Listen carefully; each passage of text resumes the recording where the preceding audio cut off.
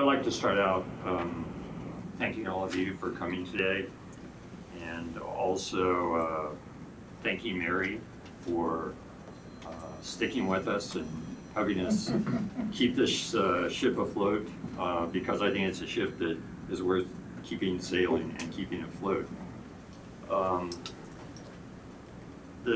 For me to talk about the history of Telos, it's kind of hard for me not to think about my history of Telos, which began in 1975. I think Russell was there when I had the honor to unload a panel truck full of number 26, winter 75-76, as part of our internship rush to see, if we had talent. Paul apparently thought we did, because I was promoted to translating into American English.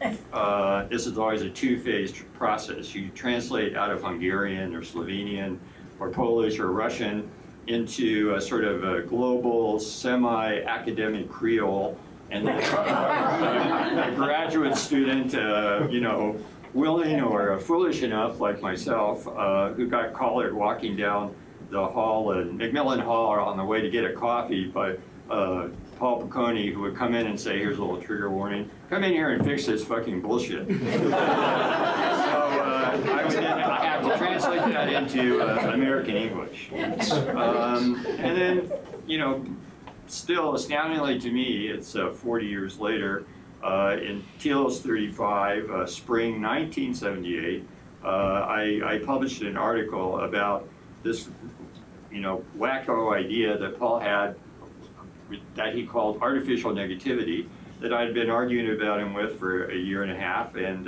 that was one of my first academic articles.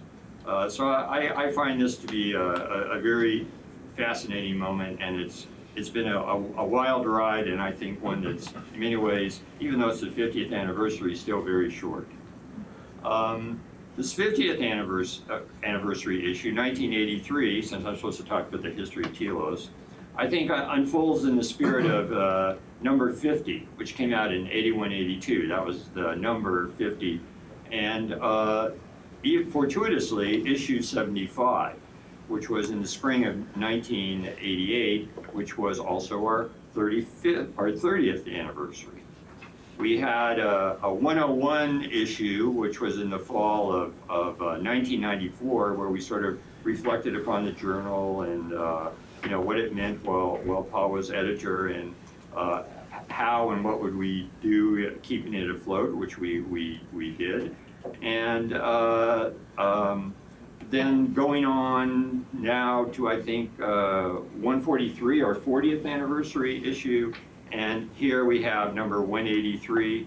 And I'm really excited about, looking forward to issue 200.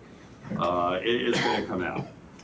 Since its founding in Buffalo, May 1968, in the philosophy department, the State University of Buffalo, Telos has been committed to, as it announced that first issue, to quote-unquote philosophical synthesis, as well as a deep concern for offering alternatives to those forces offering to further the existing fragmentation of knowledge in human existence, while emphasizing that philosophical synthesis is not intended to exclude any philosophical school.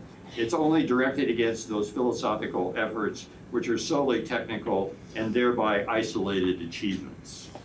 In an academy in 1968 that was very much smitten by Anglo-American analytical philosophy, and arguably probably still is, Telos published a thin volume, but it had some really interesting articles which foretold of our future.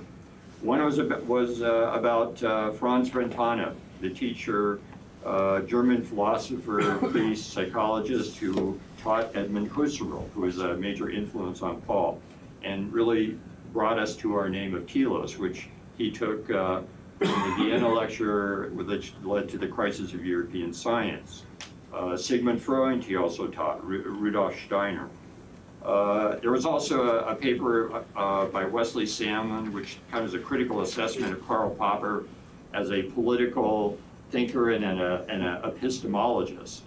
a little bit of German idealism and romanticism with a compare and contrast of Goethe and Hegel, and then a view, interestingly, for our own time, of an Islamic thinker, Averroes, aka Abu Walid Muhammad ibn Ahmad ibn Rushd, who's a philosopher and jurist of the Andalus under the Almohad Caliphate. And his impact, his very important impact, bringing into the early modern period of Europe, Aristotelian thinking and a reinterpretation of rational criticism that was at the core of the scientific revolution, and then a final essay by one Paul Picconi, which was a social and historical reinterpretation of the scientific revolution, which is the opening essay in the Confronting the Crisis collection that Gary Ullman put together in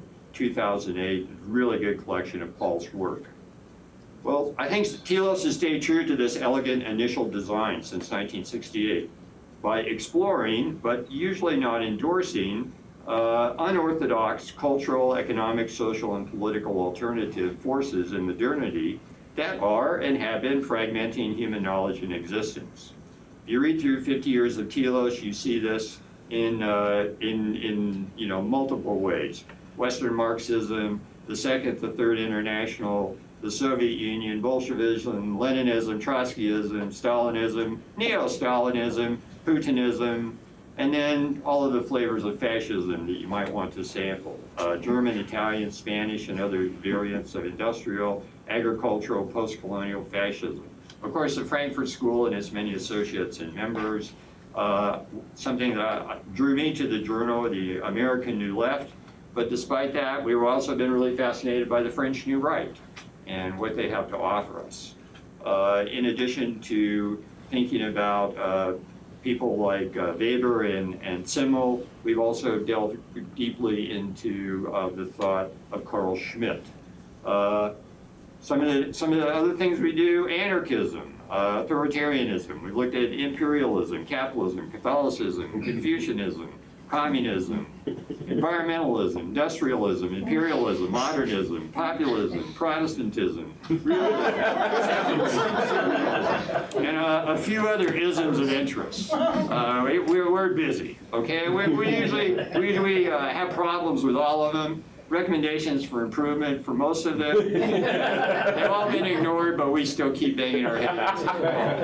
And then finally, of course, more recently, the past 15 years, in addition to building upon this, we've pulled these influences into a lot more, many thematic issues that I think blend sort of the East and the West, the 19th century, the 20th century, the 21st century, with some, I think, really fascinating issues on the West and China, cultural revolution, democracy and liberalism, religion, its continuing impact in the 21st century, the new class, terrorism, intellectuals, law, the Anthropocene.